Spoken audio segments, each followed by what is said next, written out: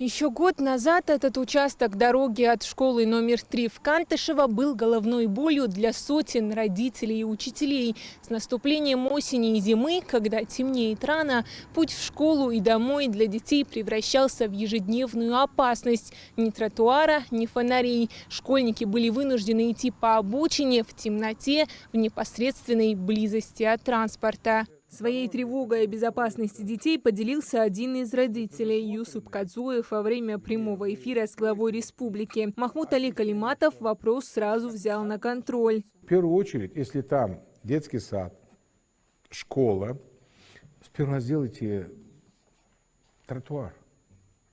Тротуар сделайте, а там ямочный ремонт сделать пока деньги у вас будут. А вы берете, дорогу делаете, отчитались, все сделали. Но дети не могут по дороге ходить, где машины ездят. Главой Республики Ингушетия данное поручение было направлено на исполнение главе администрации Назрановского муниципального района республики. Данное поручение было исполнено в установленный 30-дневный срок в полном объеме. И вот он результат. За такой короткий срок на улицах Дугиева и Школьная проведены работы по укладке тротуара и устройству уличного освещения протяженностью 1200 метров. Установлены столбы и энергосберегающие лампы. Мы в первостепенную очередь ставим социально важные объекты, которые ведут, имеется в виду, к школам, с детским садам. Вы видите, действительно, за короткий срок была проведена работа по укладке этого тротуара. Тот самый участок, который еще недавно представлял угрозу, теперь не узнать. Для детей, возвращающихся домой вечером, дорога к знаниям теперь с хорошим освещением. Возвращаемся мы, там темно, страшно, но привыкли. А сейчас как? А сейчас хорошо, освещение есть, все хорошо, все наиболее к лучшему.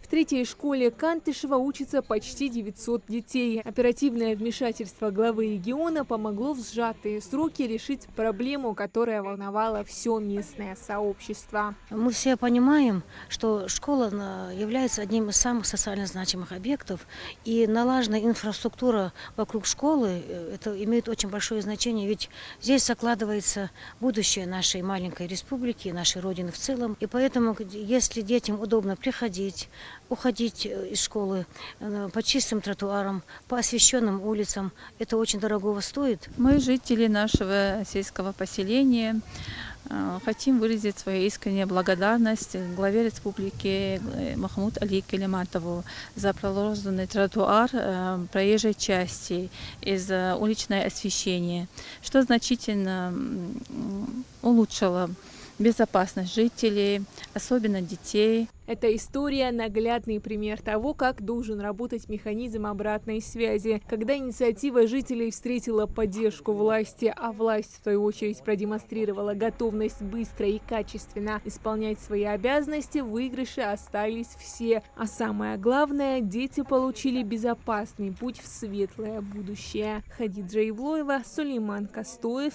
Магаз 24.